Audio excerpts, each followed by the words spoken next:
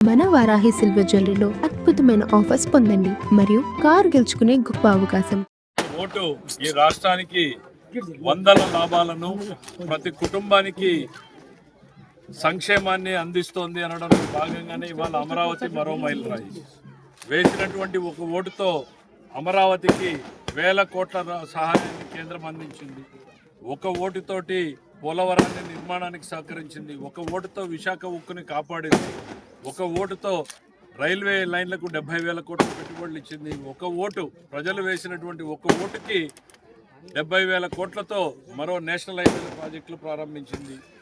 Google ప్రాజెక్టులకి రావడానికి సహకరించింది. ఇలా చెప్పుకుంటూ వెళ్తే ప్రజలు వేసినటువంటి ఒక ఓటుకి ఈ కూటమి ప్రతి ఓటుకి న్యాయం చేసే దిశగా ముందుకు సాగుతోందనడంలో ఇవాళ మరో మైలురాయి. అమరావతిని చట్టబద్ధంగా ఈ ఆంధ్రప్రదేశ్ రాష్ట్రానికి రాజధానిగా కేంద్రంలో పార్లమెంటులో చట్టం రూపంలో తీసుకురావడం అనేది ప్రజలు వేసినటువంటి ఓటుకు మరొక ముందడుగు, మరొక నమ్మకాన్ని కల్పించే దిశగా కూటమి చేస్తున్నటువంటి ప్రయత్నంగా అందరూ గుర్తించాలని కోరుకుంటున్నాను.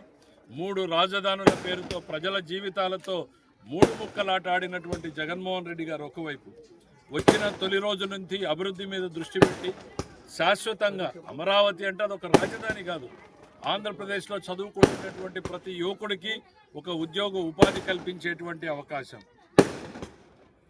ప్రతి ఒక్కరికి ఆదాయాన్ని జనరేట్ చేసేటువంటి స్థానం కావాలనేటువంటిది ఇవాళ చంద్రబాబు నాయుడు గారు ఆకాంక్షిస్తూ ఉన్నారు. ప్రజల ఆశలు ఆకాంక్షల మేరకు ఇవాళ పార్లమెంటులో అమరావతి రాజధాని అని చట్టం జరగబోతున్నందుకు ప్రతి ఒక్క ఆంధ్రుడు గర్వపడాలి. దానికి కృషి చేసినటువంటి చంద్రబాబు నాయుడు గారికి, పవన్ కళ్యాణ్ గారికి, నరేంద్ర మోడీ గారికి ప్రతి ఆంధ్రుడు కూడా రుణపడి ఉండాలని కోరుకుంటున్నాను. దీని మీద వైకాపా విష ప్రచారం చేస్తూనే ఉంది. దీనికి ప్రత్యేక సమావేశం అవసరం లేదు, తీర్మానమే అవసరం లేదు, మేము వ్యతిరేకం కాదంటూనే విష ప్రచారం చేస్తుంది. దీని మీద మీరు ఎట్లా? నేను అసెంబ్లీలో చూపించాను. 9 సార్లు మాట మార్చినటువంటి వ్యక్తి ముఖ్యమంత్రి, ఆనాటి ముఖ్యమంత్రి జగన్మోహన్ రెడ్డి గారు. 30,000 ఎకరాలు ఉండాలి అన్నాడు, ఆంధ్ర రాష్ట్రానికి నడిబొడ్డులో ఉండాలి అన్నాడు. ఇది ఒక గ్రోత్ ఇంజన్, ఇన్కమ్ జనరేట్ చేసే స్థాయి కావాలన్నాడు. కానీ అమరావతి నడిబొడ్డులో పెడితే మాత్రం కుదరదు, 3 రాజధానులు పెట్టండి అంటాడు. నాలుక మడతేయడం అనేటువంటిది ఆయనకు వచ్చినట్టుగా ఎవరికి రాలేదు.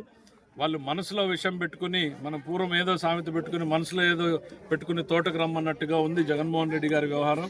మనసులో ఆయన అమరావతికి వ్యతిరేకంగా ఉండి బయటకు మాత్రం మేము కాదు అని చెప్పేటువంటిది ప్రజలు నమ్మడానికి సిద్ధంగా లేరు. మరొకసారి మోసపోకుండా ఉండడానికి ఈరోజు చట్టం రూపంలో తీసుకొస్తుంది. Thank you.